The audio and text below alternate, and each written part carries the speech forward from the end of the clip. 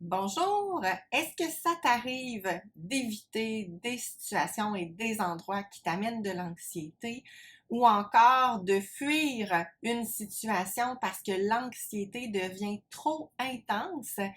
Dans cette vidéo, je t'explique pourquoi lutter contre l'anxiété est une mauvaise idée.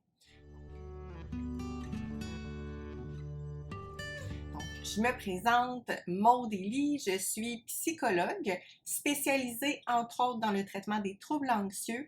C'est vraiment important pour moi d'aider les gens à améliorer leur bien-être émotionnel, leur bien-être psychologique et à se créer une vie qui est plus heureuse, plus significative. De quelle façon? En rendant la psychologie la plus accessible possible. Donc, tout d'abord, je vais prendre le temps de t'expliquer le cercle vicieux de l'anxiété pour ensuite expliquer pourquoi c'est vraiment une mauvaise idée de combattre l'anxiété. Donc, le cercle vicieux de l'anxiété, commençons avec un élément déclencheur. Donc, une situation qui est perçue comme étant menaçante, dangereuse.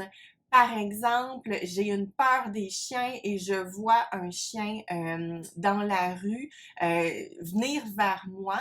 Donc, aussitôt, je vais avoir une interprétation de menace. Donc, je risque d'avoir une pensée du type oh mon Dieu, donc le chien pourrait me mordre, donc il pourrait me blesser gravement, les chiens sont dangereux. Donc, cette interprétation de danger va amener des émotions qui sont très désagréables, donc de l'anxiété, même de la panique, et ça va aussi entraîner des sensations physiques qui sont très déplaisantes, donc une accélération du rythme cardiaque, je vais peut-être avoir de la transpiration, avoir des bouffées de chaleur, peut-être même trembler. Donc le fait d'avoir une interprétation de danger entraîne des émotions, des sensations désagréables et ça va contribuer à mettre en place certains comportements. Des comportements qu'on peut voir souvent quand les gens ont tendance à combattre l'anxiété, c'est le fait d'éviter. Donc, le fait d'éviter des situations, des endroits parce que l'anxiété est trop importante. Ça peut aussi amener des comportements qu'on appelle d'échappement. Donc, le fait de se rendre à un endroit, une situation et de quitter rapidement à cause de la vague importante d'anxiété. Donc, je vais te donner des exemples concrets d'évitement. Donc, ça peut être d'éviter une sortie, donc de refuser une invitation d'un ami ou d'un collègue de travail. Ça peut être de s'absenter du travail parce que l'anxiété est trop importante. Exemple d'échappement, ça peut être d'aller faire son épicerie ou des commissions et de se sauver du magasin ou du commerce à cause de l'anxiété. Donc, le fait d'éviter, d'échapper, crée un soulagement sur le moment. Donc, c'est logique que les gens en viennent à adopter ce genre de comportement-là. Et une autre catégorie qui est super importante, c'est ce qu'on appelle les stratégies sécurisantes. Donc, quelque chose qui va faire en sorte justement sur le moment qu'on va vraiment permettre de faire baisser le niveau d'anxiété.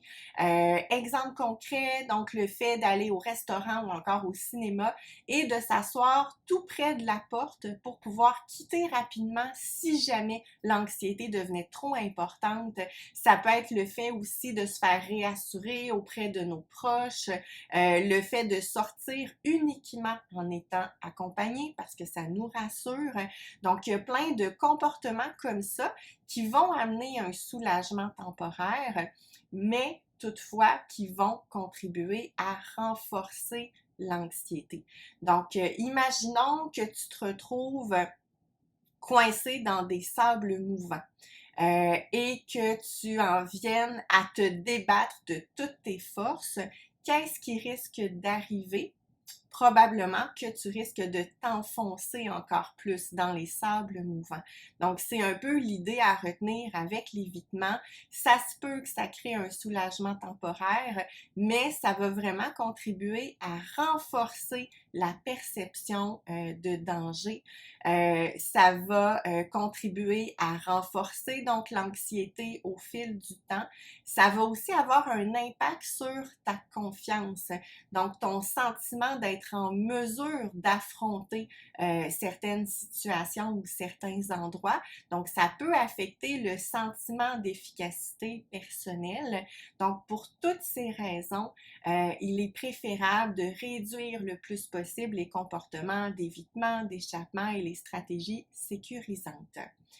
Donc, l'idée à retenir, pourquoi c'est une mauvaise idée de combattre l'anxiété? Oui, ça crée un soulagement temporaire, mais ça contribue à renforcer cette anxiété, en plus d'avoir un impact sur la perception de danger et sur notre propre sentiment d'efficacité personnelle. Donc, si ça fait du sens pour toi, clique j'aime pour me l'indiquer, partage à toutes les personnes que ça pourrait aider. Donc, abonne-toi à ma chaîne pour d'autres vidéos et je te dis à bientôt!